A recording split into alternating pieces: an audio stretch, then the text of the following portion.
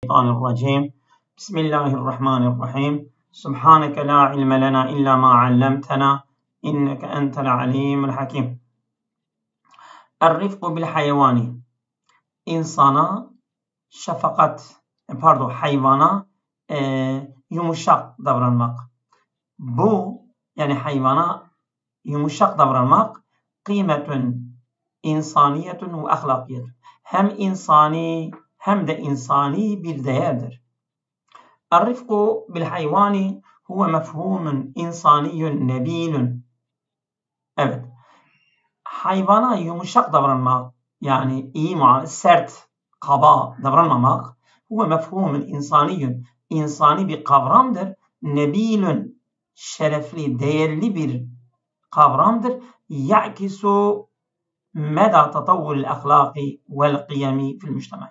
Toplumda, evet, yani değer ve ahlakların geliştiği sürece yansıtır. Bu kavram yani toplumda değerler ve ahlakların gelişmesi boyutuyla yansıtır. Bu yansıtır.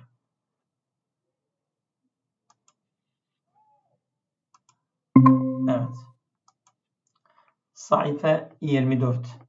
El-rifku bil-hayvani, oraya gelmişiz. Devam ediyoruz. El-hayvanatu leyset mücerredu kainatin ta'işu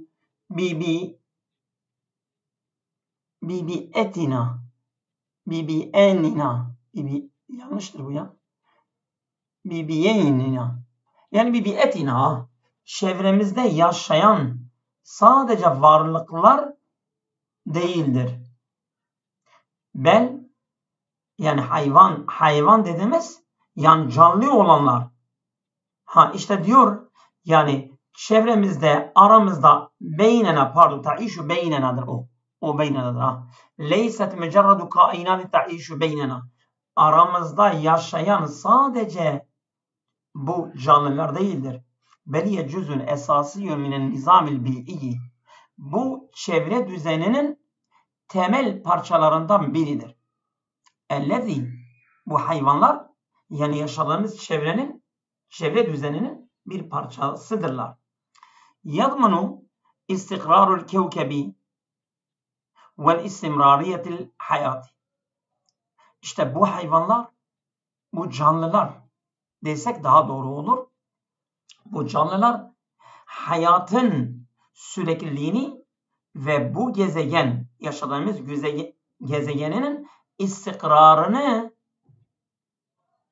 garanti eden canlılardır. Yani bu hayvanlar, yani el-hayvanatu yadminu istikrarel kevkebi. Bu dünyanın istikrarını garanti eden ve istimrariyetul hayati, hayatın devamlılığını garanti eden varlıklardır bu hayvanlar.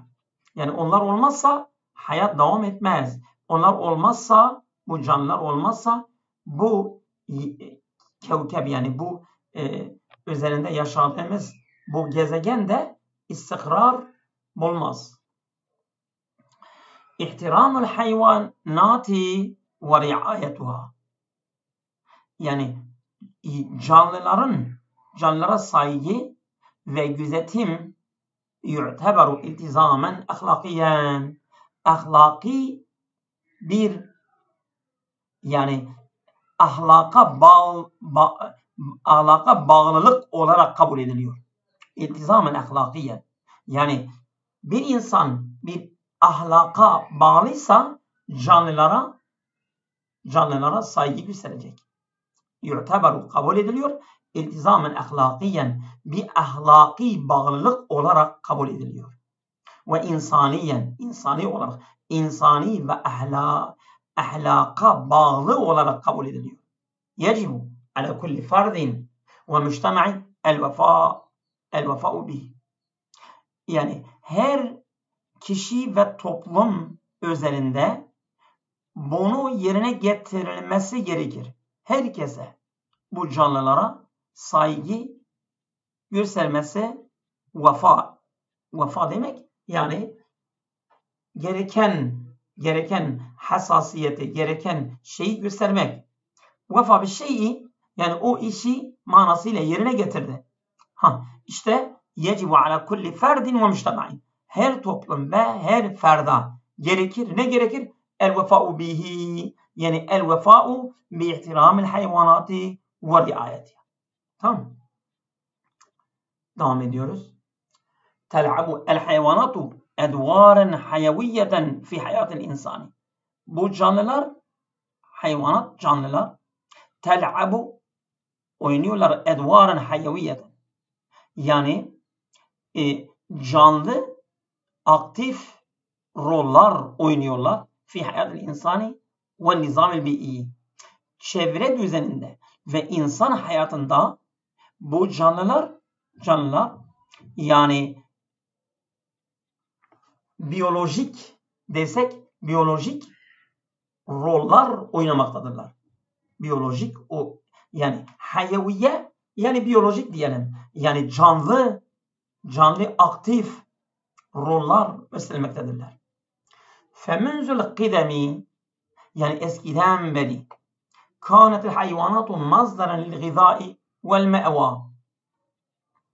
Hayvanlar, canlılar, yani balık olsun, başka yiyecek hayvanlar olsun, bunlar mazdaran lil gıdai. Bunlar gıda kaynağı olarak kabul etmişlerdir. Vel me'va vel melabisi.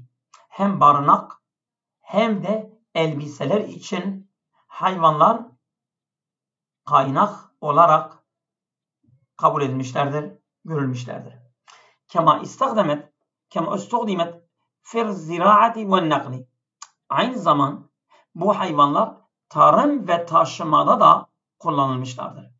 Mesela eskiden traktörler yokken işte bu öküzlerle ziraat, tarımı işletiyorlardı.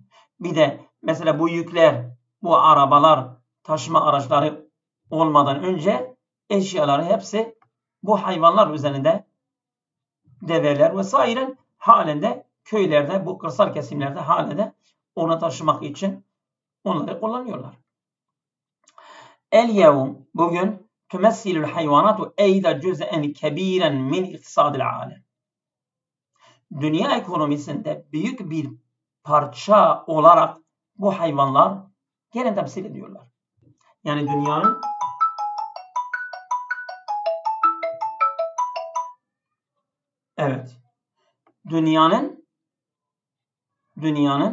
büyük el-yevm tümessilül hayvanatu, hayvanlar temsil ediyorlar eyda, yine cüz'en kebiren, büyük bir parça temsil ediyorlar. Min iktisadil alemi, dünya ekonomisinde. Dünyanın ekonomisinde hayvanlar büyük bir katkı sağlıyorlar. Yani hayvancılık desek, hayvancılık büyük bir ekonomi kaynağıdır. Min hilali terbiyetil mevaşi, bu mevaşi yani bu normal küçük hayvanların eğitmesi yoluyla ve sinaatil agziyeti ve gıda sanayilerinde. Bu gıda sanayilerinde ve normal bu diğer hayvanlar eğitmesi yoluyla bu ekonominin büyük bir parçasını temsil ediyorlar. Alel canibil ahar, başka bir yönde tu'teberu el hayvanatu estiqaen muhlisinen. Hayvanlar çok samimi dostlardırlar. Bak, alel canibil ahar, başka bir yönde tu'teberu el hayvanatu, hayvanlar kabul ediliyorlar. Estiqaen muhlisinen, çok samimi dostlardırlar. Yani hatta bazı atlar var, onlar kendi sahiplerini tanıyorlar ve ondan başka birisi onlara yaklaşırsa onları öldürüyorlar. Mesela Diyarbakır'da bir çavuş askeriyede süvaridir. Bu tezkeresini aldıktan sonra silfil elbiselerini giyiyor ve gidiyor atından anasmaladık alacak. Atına yaklaşınca at onu tanımıyor ve 2 tekmeyle onun göğsünden vuruyor ve onu öldürüyor. Evet. Yani mesela hayvanlar, mesela kedi mi, köpek mi vesaire vesaire. Hangi hayvanla arkadaşlık yaparsan samimi dostlar olarak oluyor. Haysu tudifu el hayvanatu el elifetu misl kıtti bak vel kilabi. Evet. Yani mesela misafir alıyoruz. Tadifu. Misafir alıyoruz, getiriyoruz. El hayvanatul elifetu. Evcil hayvanlar. Misl kıtti. Kedi. Vel kilabi. Köpekler. Bunlar tadifu ecvaen minel hubbi. Yani ekliyorlar. Yani bir sevgi ortamı ve def'i sıcaklık dahilel beyti. Evin içerisinde. Bunlar sıcaklığı ve sevgi ortamı ekliyorlar. حيث تضيف فعلدر الحيوانات فعلدر أجواء مفعولدر حيث تضيف الحيوانات الأليفة أجواء yani bir cev, ortam, sevgi, sıcaklık ortamı eve getiriyorlar. Evet. Kema tustahdamu el hayvanatu fil ilacin nefsiyyi. Aynı zaman hayvanlar bu psikoloji tedavisinde de hayvanlar kullanılıyor. Neden? لِتَخْفِيفِ التَّوَتُّرِ yani bu gerginliği azaltmak için. وَمُسَاعَدَةُ الْاَشْخَاصِ الَّذ۪ينَ يُعَانُونَ مَشَاكِلٍ عَطْفِيَةٍ bazı insanlar mesela bu duygu sıkıntılarından sıkıntı çekiyorlar. Çok duygusaldırlar mesela. O duygu sıkıntısı çekiyorlar. İşte o duygu sıkıntısı çekmesinden bu hayvanlar onlara yardımcı oluyorlar. Yani mesela burada biraz iyi olsa da bazen kötü de oluyor. Mesela bir insan çocuk yani mesela şefakat duygusu isterse anne olsun isterse baba olsun şefakat duygusu çocuklara göstermek yerine evlenmiyorlar. İşte gidip hayvanları getirip o duyguyu onlara gösteriyorlar. Yani bir nebze olsa o duyguyu hafifletmek için yapıyorlar. Bir yönden iyidir, bir yönden de kötüdür. El-rifku bil hayvani la yu'teberu fakat anit taatufi.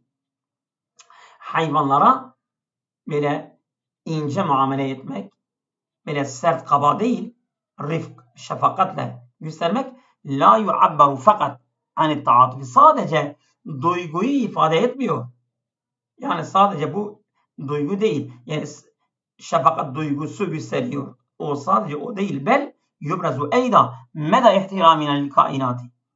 Varlıklara saygımızın boyutunu da ortaya koyuyor. Bel yubrazu eyda gösteriyor, ortaya koyuyor. Ne? Meda boyut ihtiramuna lil kainati. Varlıklara yani mesela kainattaki varlıkların saygımızın boyutunu ortaya koyuyor. التي تشاركنا هذا العالم. Bu dünyada bizimle eşlik eden, bu dünyada bizim ortağımız olan varlıklara saygımız gösteriyor. Çünkü bu dünyayı birlikte yaşıyoruz. Sadece dünya bizim değildir. Diğer hayvanlar da bizimle ortaktırlar bu dünyada. İşte bu dünyadaki ortaklarımıza gösterdiğimiz saygıdır bu. El hayvanatu ta'temidu alel beşeri fi tevfiri ihtiyacatiyel esasiyeti. Hayvanlar bu insanoğluna dayanmaktadırlar. Fi tevfiri ihtiyacatiyel esasiyeti. Temel ihtiyaçların sağlanmasında insanoğluna dayanmaktadırlar hayvanlar.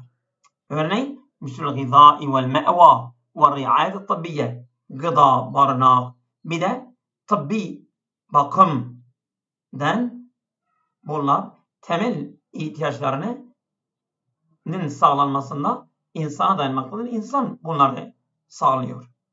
Hasseten fi zurufi leti kad la tekunu kadireten ala te'mini zalike bi nefsiha.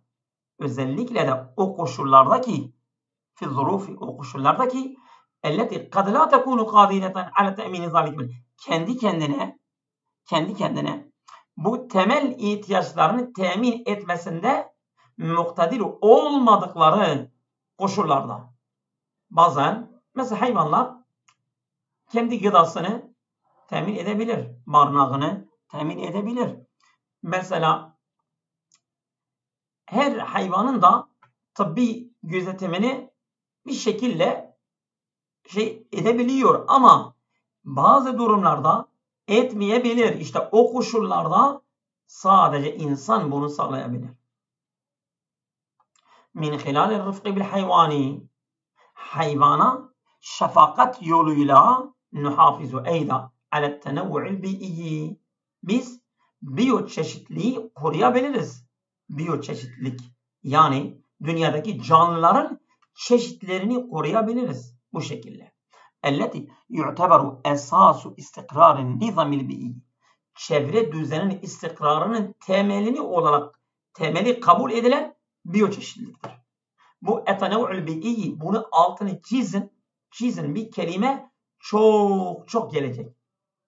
Tamam mı? Bu kelimeyi unutmayın. Biyoçeşitlilik. İndema neteamelu ma'al hayvanati bi rifkin, böyle hayvanlarla yumuşak bir şekilde muamele ettiğimizde fe innena nehmiha minel inqiradi. Biz onun suyu tükenmekten koruyabiliriz. Koruyoruz yani. Biz ona şefakat gösterirsek onun suyu tükenmesinden onu koruyoruz. Ve nusahimu fi hifz tavazunul bi'iyyi. Çevre dengesinin korunmasında da katkı sağlıyoruz.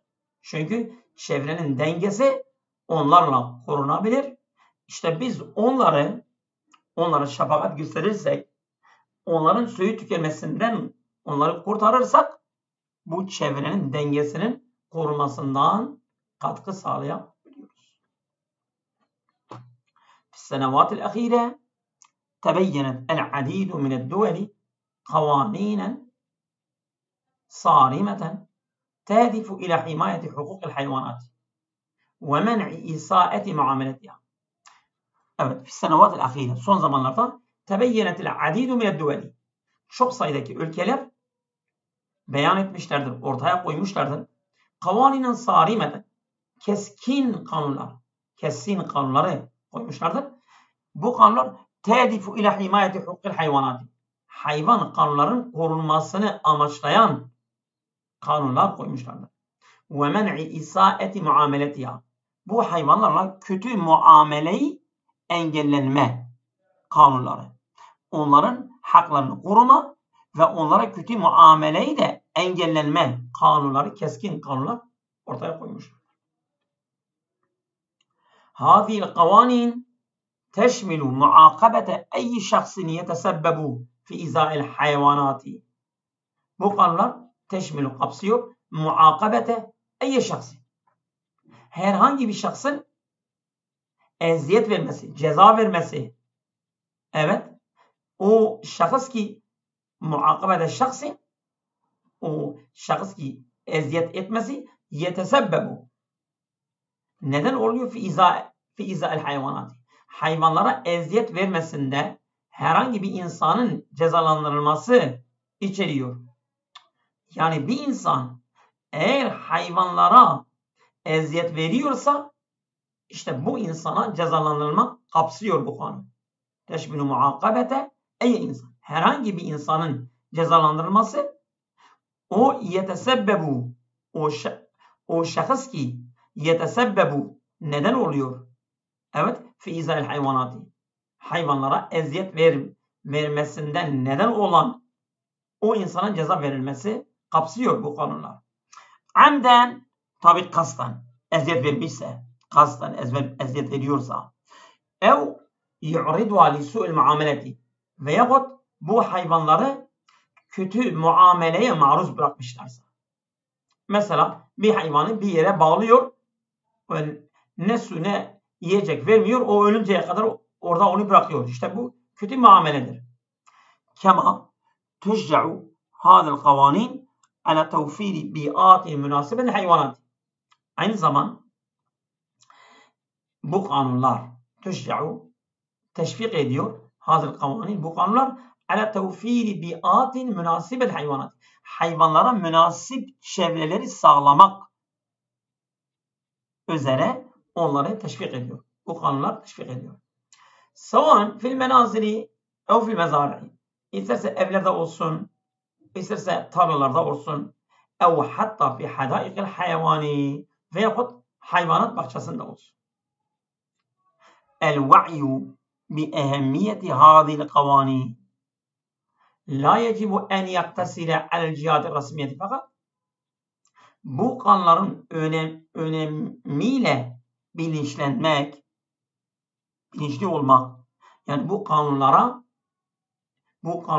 önemine bilinçli olmak. La yecibu en yaktasile al cihad resmiyeti fakat sadece resmi yönlere sınırlı değildir. Herkesin bu kanunların önemli olduğunu bilincine varması gerekir. Sadece resmi yönler bunu bilecekler değildir. Bu kanun herkes için geçerlidir. Bel huve mes'uliyetun cemaiyetun. Böyle sosyal bir sorumluluktur. Tetatallabu müşareketel efradi. Fertlerin katılması isteniliyor. Vel müessesati kurumlar li neşri sakafeti daimeti li himayetil hayvanati.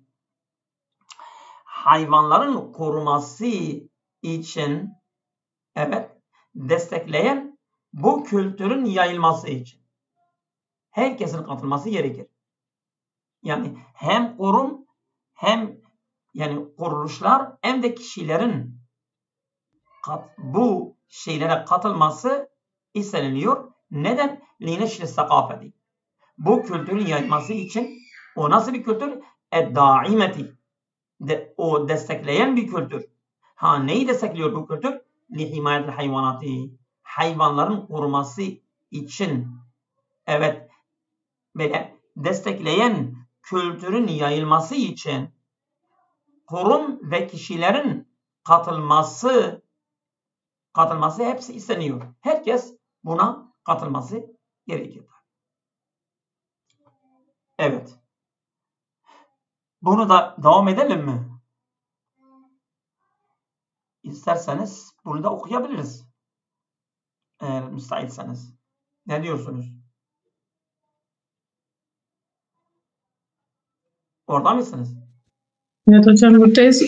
Parça çok uzun oluyor ya biraz Kalsın mı? kalsın hocam. Yani Hediye hocam onlar ne diyorsunuz? Ne kalsın siz bilirsiniz. Hediye hocam ne diyorsun? Kalsın mı? Kalsın hocam. Tamam.